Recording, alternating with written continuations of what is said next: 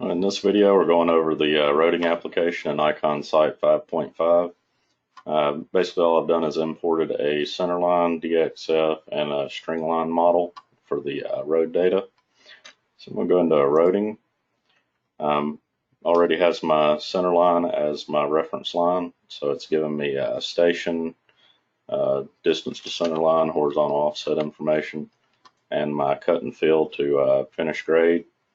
We can also go in here and view this in 3D, so we can actually see what's going on, kind of get a good visual of the project.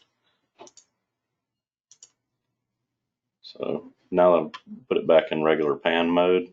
Some other cool things we can do in here. I can go in and split the screen and say on this side I want to see my cross section.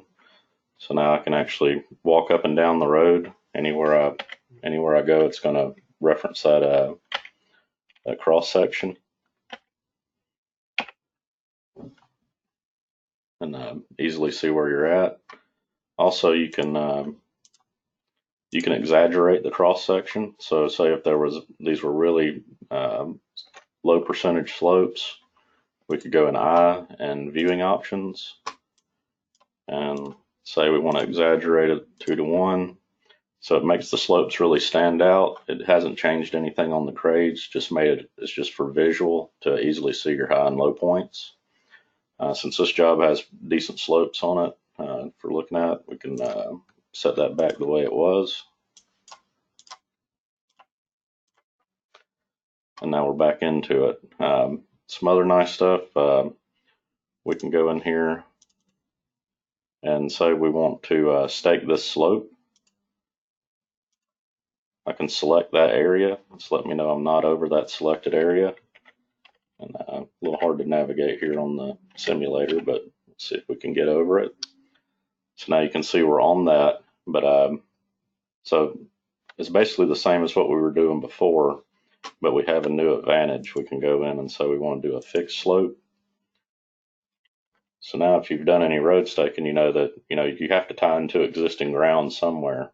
So now this has extended that slope forever. So as I walk out, I can it's going to tell me to get the cut and fill, and I'm just going to keep walking out this line until I hit existing ground to tie in. So that's a nice feature of the fixed slope. Some other things here. I'm going to turn off my cross-section view. Get back in my regular view. So, typically we might want to stake this on a interval of all of our cross-section information. So we can go into Toolbox, create cross-sections, define it by interval. So we want to do a cross-section, we'll just say every 100 feet, so it's spaced out easier for visual. And check. All right, so now it is throughout the whole project is created all of our high and low points of the cross-section information as stakeable points.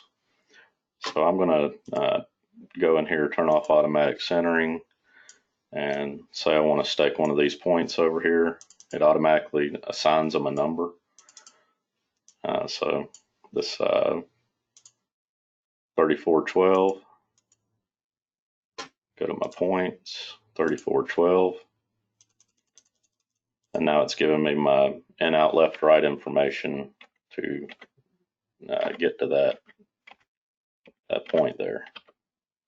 And again, more simulator stuff, but makes it hard to get into it. But once you get close, it's going to bring up a bullseye, then walk you right into it. And then once you've got directly on it, it'll turn green. I just can't on the simulator, and give you your cut fill information to that cross-section point.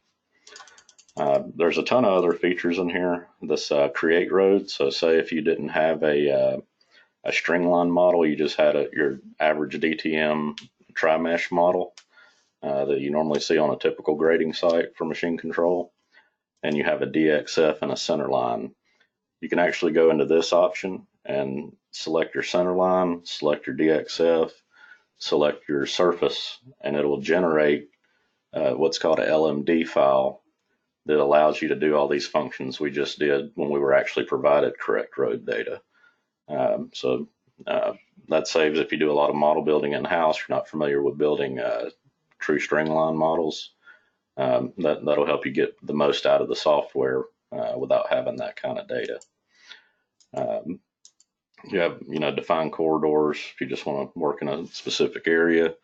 Know you're working in that, and select your active layers.